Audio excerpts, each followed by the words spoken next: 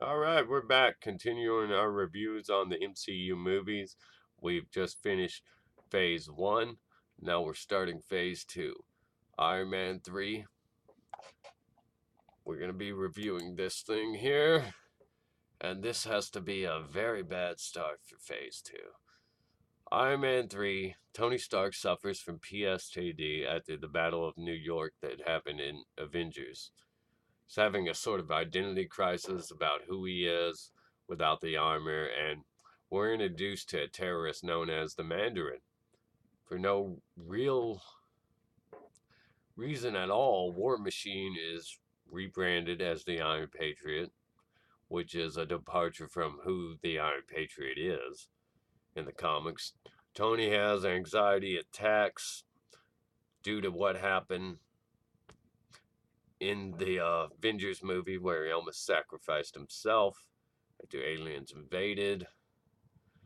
Pepper has an interesting meeting with Killian through reimagined comic book departure founder of AIM, which unfortunately excludes MODOK from the film verse, among others, with this direction and, you know, how it's depicted, how it's wrapped up. Tony issues a threat in response to the Mandarin's terrorist attacks. He comes under attack and ends up stranded in Tennessee with busted up, powered down armor. Stranded with a kid trying to fix his armor, work through his issues, and investigate the mysterious Mandarin. Pepper and Rhodes both end up in captivity, and Tony soon follows. Now, one of the biggest problems with this film is Iron Man 3 borrows elements from the comic Iron Man Extremis. Killian in the comic sells the Extremis formula and kills himself. However, Killian in the film is the evil terrorist mastermind, so the trailer advertised Ben Kingsley as the Mandarin. And I had already taken it personally that he was race changed from Chinese to cap that off after parading around through the film as a tension building threat to rival Iron Man. Despite the obvious departures from the Mandarin, such as race, appearance, the lack of the 10 power rings, the plot twist in this case was a middle finger to the fans. As an actor is a decoy for Mandarin. That's what he is. He's an actor that's a decoy for Mandarin. Killian, for the film, is the real Mandarin, making bombs and experimenting with giving people powers. Dozens of people get the same power set that Killian has in the film. And while he may be the mastermind, the threat level of him is no different than any one of these generic throwaway henchmen. With the same powers that appear in the film. Guy Pearce declares he is the Mandarin in the end, but neither he or his decoy accurately represent anything closely resembling the comic book Mandarin. This was so ill received that Marvel did a short film called All Hail the King that was released as an apology to fans. In it, the actor that posed as Mandarin is idolized in prison until the real Mandarin is said to be coming for him, and the prison comes under attack. That's how ill received it was. Imagine that. They had to go create a short film. And in this movie, Tony isn't really Iron Man in this movie. I mean, he is, but he's barely in a full suit of armor. He's mostly just using pieces of it.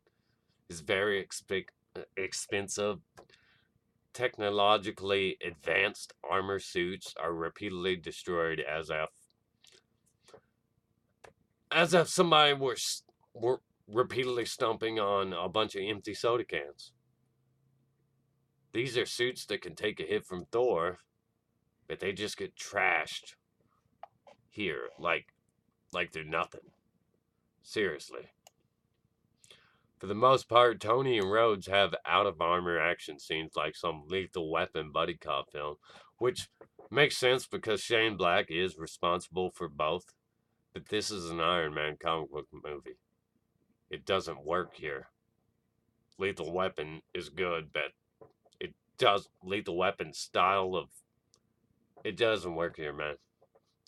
Tony doesn't even defeat his villain. Pepper Potts does.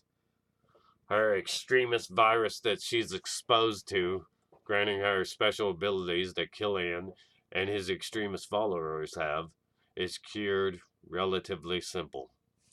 So, and Iron Man blows up all of his suits, dozens upon dozens of suits, for show, to make a statement that he's Iron Man even without the suit, or just to please Pepper. But that's a lot of money to waste, man. That's a lot of money and time to waste. Down the drain. I don't understand how his pstd was resolved by any of this story, really. And the film treats it as if he's giving up Iron Man, but he states, "You can take away all my toys, but I am Iron Man." And he continues being Iron Man in future films like none of this ever happened. He also, one important thing that does actually happen in this film, though, is he gets the shrapnel out of his chest. This film was very unlikable. It did not feel like it belonged in the Marvel universe. It didn't feel like a way to cap off his, solo trilogy. Barely had. It's just Pepper Potts did get to put on a suit of armor and be rescued like she was in the comics, but for the most part, this film just insults the fans. The Mandarin, a wasted opportunity. Since the very first Iron Man film, the 10 rings have been teased and stuff, mentioned. It's just a sad way to end the trilogy, man. And the end credit scene themselves, they don't tease anything relative to the future. It's just turns out Tony's been telling this story to Bruce Banner, who's fallen asleep